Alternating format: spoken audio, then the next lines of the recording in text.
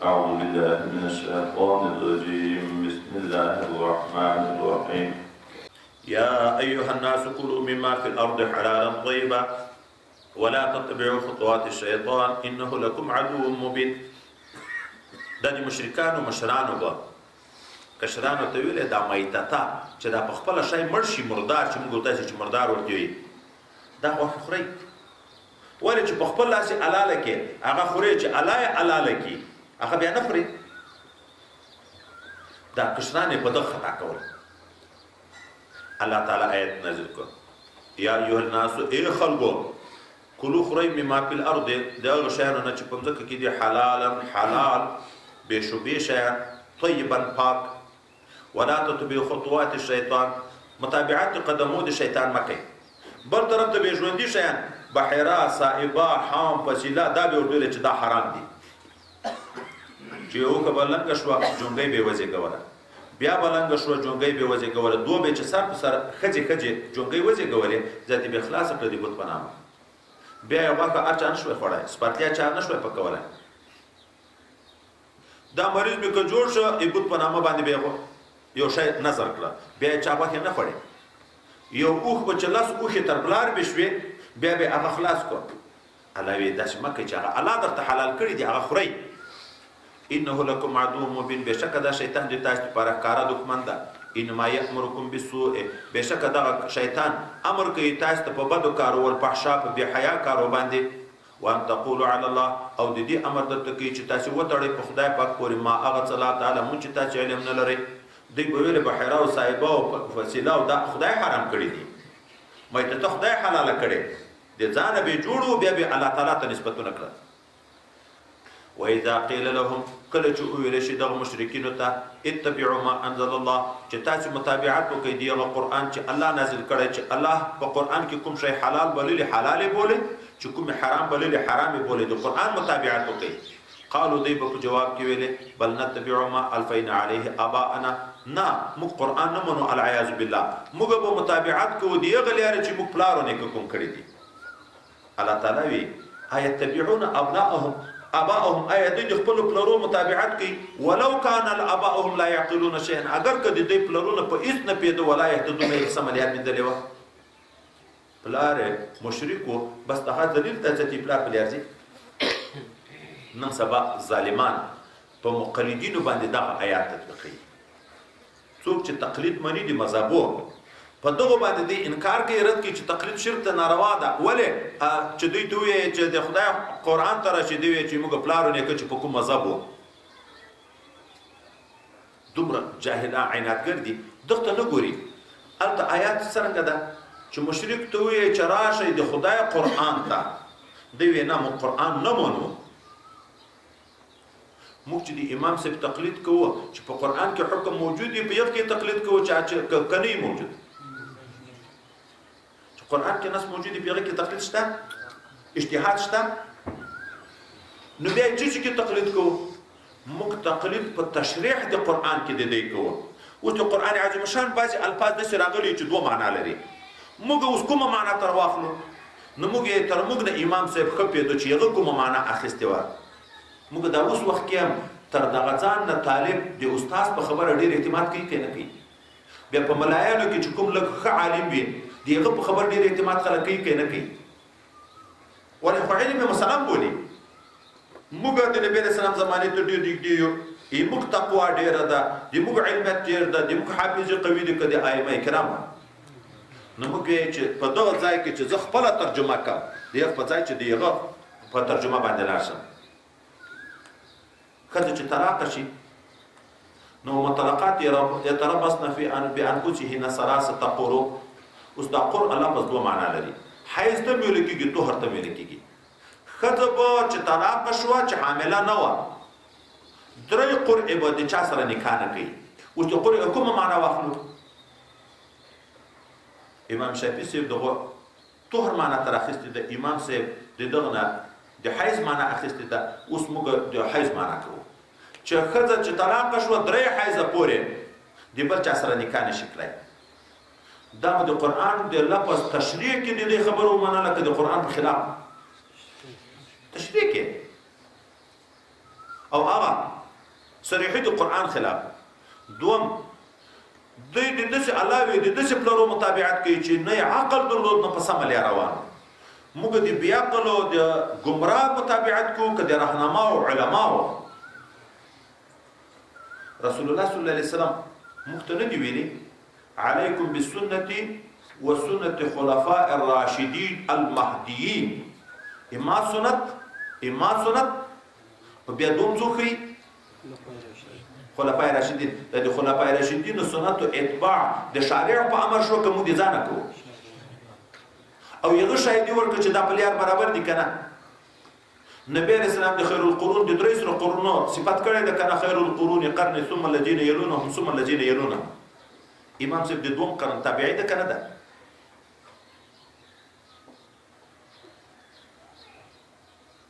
رسول الله صلی الله علیه وسلم زنیم خبر ما بقاء فیکم اما به نور څومره ژوندون په تاسو کې وي. اقتدوا بالذین من بعد ابي بکر و عمر. زه چې دنیا نه لاړ شم په دغه دوه چې اقتدا کوي چې صدیق اکبر څه درته وي چې حضرت عمر څه درته وي. اقتدا څه کوي تقلید ده کنه ده بهر تقدیر. د دې لپاره موږ د چا په خلاف باندې خبرې نه کوو نه تعصب بیان کوو خو د ځان د مرګرو د پوهولو لپاره کله دی د خلکو د خطا کولو لپاره دا آیات ذکر کوي چې په مطلب یې پوهه. موږ د ائمو تقلید چې کوو هغه تقلید اتباع په تشریح د قرآن کې کوو نه په تشریع کې چې د ځان شریعت راته وایي. دغه خو د ځان شریعت پلار نیکه ورته ویلي وو چې دغه اوښ چې لاس اوښ تر بلار وي شي دغه غوښې ذاتي حرام دي. پلار ورته ویلي الله تعالی خو یې چې حلال دي. صاحبه دې پلار ورته ویلي چې حرام دي الله وی چې حلال ده. مایته الله وی چې حرام ده دوی وی چې حلال دي. دا حلال او حرام بیانول د قرآن په خلاف دا دوم شریعت ده. دغه شرک وی. ومثل الذين كفروا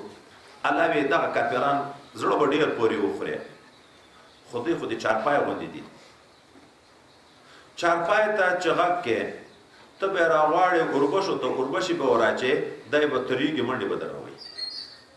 پدا نه پیږي چې چش دي پاره غږ را باندې کوي. الله وی دغه بدبختو کفارو ته چې ته نصیحت کوي دا دوی ته نصیحت داسې ده لکه سړی چې چارپایانو ته نارې وایي. چارپای صرف غږ اوري نور په مطلب یې نه پیږي. دیم قرآن اوري خو په مطلب یې نور نه پیږي.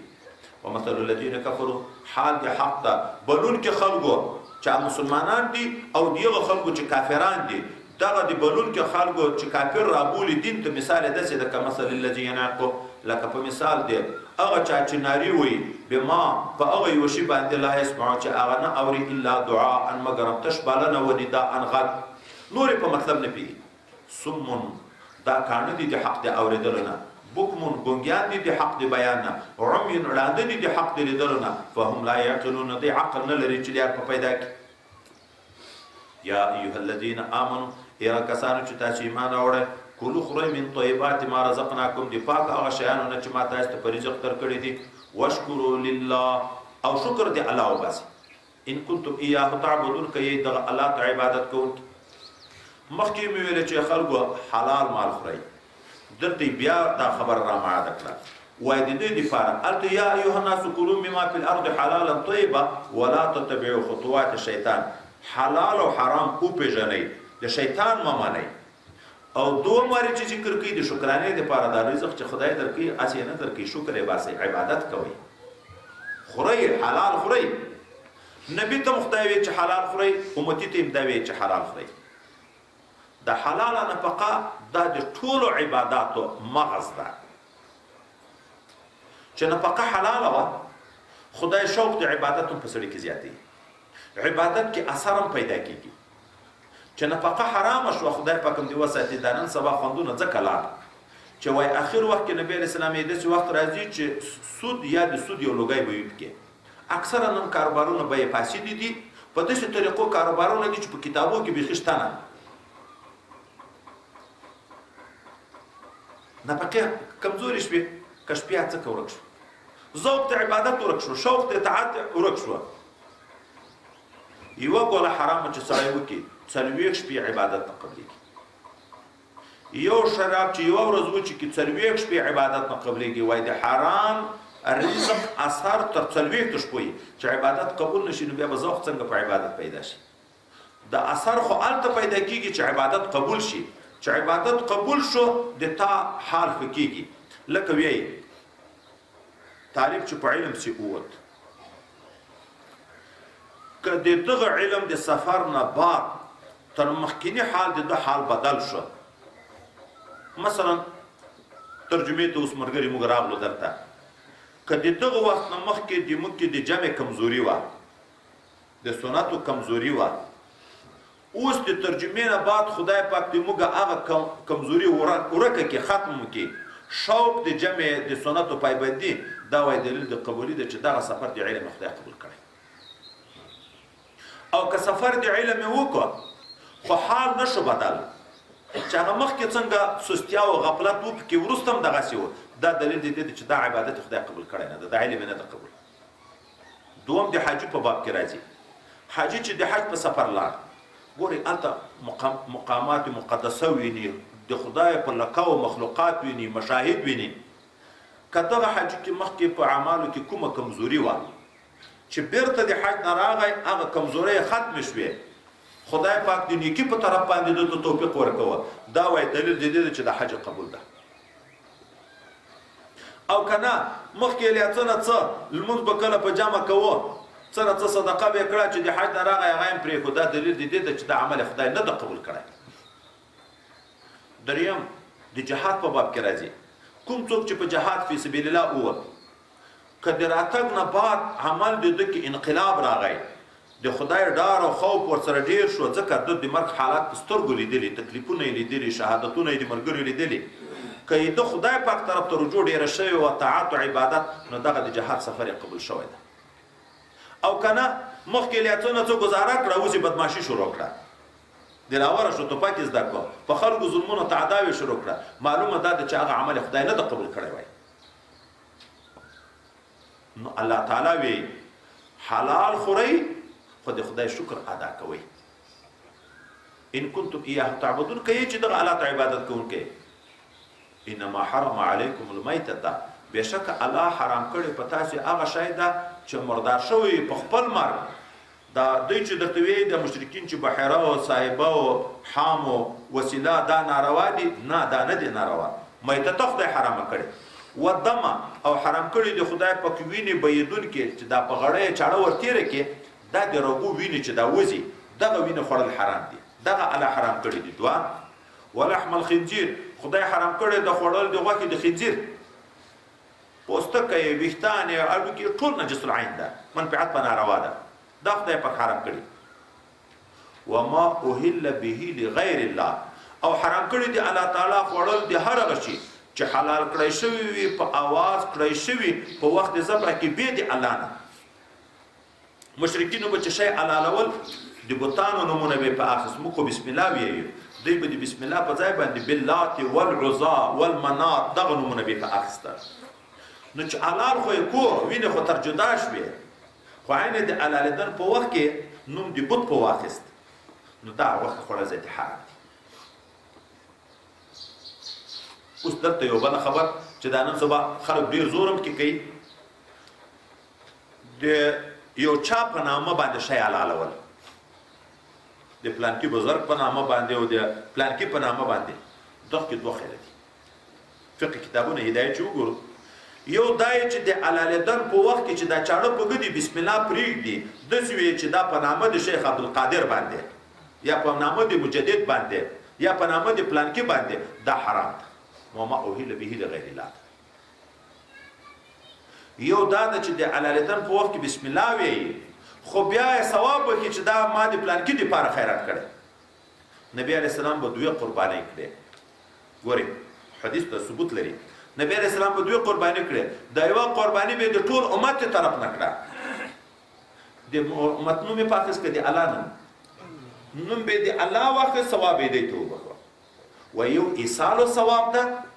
یو عین نوم اخستان ده د فرق لري ناروا دغه د ما اوهل به لغیر الله چې د حلالدن په وخت کې نوم د الله په ځای بل نوم واخلې اګه د پیغمبر علی السلام نوم واخلې به حرام درځي چې بسم الله پرېږدي باسم محمد صلی الله علیه وسلم په دغه نامه یې حلاله کې حرام ګرځي. خو چې وایي بسم الله ثواب یې بخي نبی علیه السلام ته. حضرت علي صاحب نبی علیه السلام ته قرباني کړه که نه کړه؟ هر کال یې د نبی علیه السلام دپاره قرباني کړه که نه کړه؟ د شرکو نبی علیہ السلام امتیانو ته قربانی کړي. حضرت علی صاحب ثابت ته په حدیثو کې نبی علیہ السلام ته قربانی کړي، اوس نبی علیہ السلام ته خلک قربانی کوي. دا اصال او ثواب ده، دا مؤهل لغیر الله کې نه دي. چې د ذبح په وخت کې د الله نه سوا بل په واسطه شي. خو د الله رحم ته وګورئ، په خپل مرګ چې مړ شو میته حرامه ده. خو کته د لوږې نه مړ کېدې بل شی نه و. ټولې بیابان ده، مسافر یې په دښته کې، لوږه در باندې راغله، د مرګ حالت ته ورسېدې، هلته یو مردار شی پروت ده، تا ته دومره غوښه بیا الله روا کړې چې د مرګ نه په بچ کېږي. خو د خوندو دپاره نه چې ښه کباب ته خوند یې ښه ده نو ښه ډېره وخورې، نه دومره خوړل روا دي چې د مرګ نه په بچ کېږي. په دغه د بیا خدای پاک نه نیسي. فمن اضطر، څوک چې مجبوره شو خوړلو د حرام شي ته، خو په داسې حال کې غیر باغ چې ظلم کوونکی نه و په بل غریب بل وږي باندې، ولا عاد نه تجاوز کوونکی و تر قدر د ضرورت نه، فلا اسم علیه، بیا په ده باندې څه ګناه نشته. حتی ګوله یې وخوړه، ماړی په ستوني کې ونیښته، نږدې اوبه نشته، د مرګ حال شو، هلته شرابو بوتلو دومره چې کل ورته روان دي چې هغه مړی په تېره کې. دا د اضطرار حال ده. الضرورات تبيح المحظورات. ان الله غفور، خدای پاک بخونکی ده، رحیم ذات ده.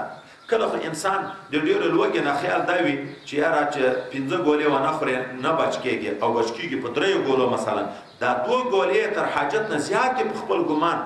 وخوړې، الله غفور رحیم ده. قصدن خو یې نه خوړې، وایي ده خیال دا و چې یاره په دومره ګوله ایله زه د مرګ نه بچ شم.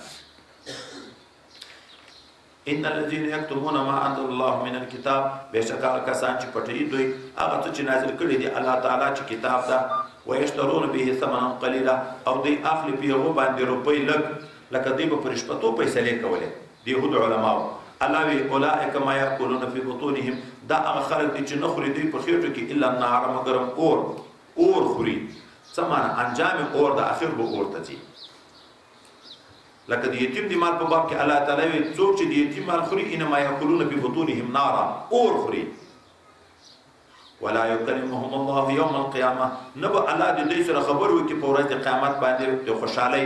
ولا یزکیهم، نه به پاکي دوی د کفر نه، ولهم عذاب الیم، د دې دپاره عذاب دردناک. او مسلم شریف روایت کې راځي، حدیث مبارک کې څو ډلې دي چې خدای پاک نه په نظر د رحمت ورته وګوري په قیامت کې، نه به د دوی صفایي وکړي، نه به ګناه معاف کړي، د دې دپاره عذاب الیم ده. یو هغه سړی چې په سودا کې په دروغ قسمونه کوي، هغه مسلمان د ده په قسم باور وکړي، ما نه په دومره وخت هغه په دومره تر وخته یې نه وي، دی په دروغه په قسم ورته وایي، ما خپله په دومره اخیستی په قسم باندې ورته هغه اخیستی نه، هغه باور وکړي. دغه په حرامو په دروغه یې دنیا وګټله، دغه ته به خدای پاک په قیامت کې نه په نظر د رحمت خبرې ورسره وکړي، نه به په نظر د رحمت ورته وګوري، نه به د ګناو نه پاکي.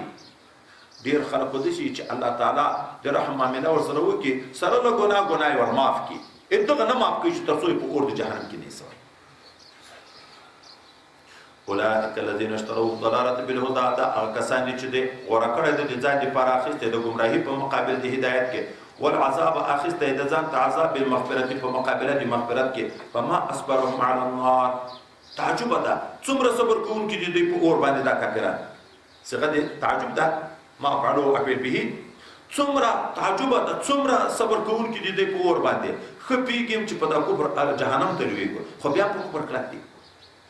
ذالک د عذاب دوی ته ولې ده؟ بیا په سبب د دې ده چې ان الله، بېشک الله تعالی نزل الکتاب بالحق، نازل کړی د کتاب پر اختیار سره. وان الذین اختلفوا فی الکتاب، او بېشک هغه کسان چې اختلاف کوي دي په کتاب کې، لفی شقاق بعید، دا په مخالفت ډېر لرې کې دي د حق نه.